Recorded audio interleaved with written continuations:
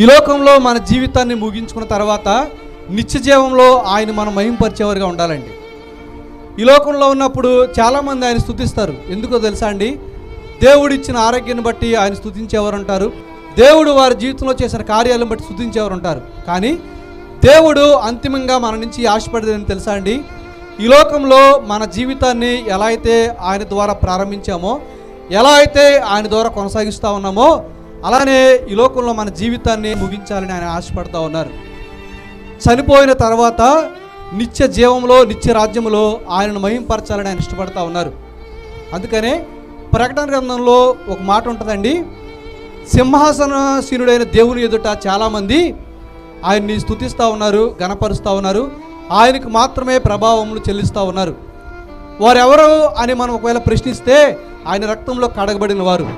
ఎవరైతే ఆయన చిందించిన రక్తంలో కడగబడ్డారో, ఎవరైతే ఆయనను సొంత రక్షకుడిగా అంగీకరించారో వారు మాత్రమే ఆయన్ని ఆ యొక్క నిత్య జీవంలో స్తుతించగలరండి. అందుకనే చాలా స్పష్టంగా దేవుని మాటలు సెలవిస్తూ ఉన్నాయి.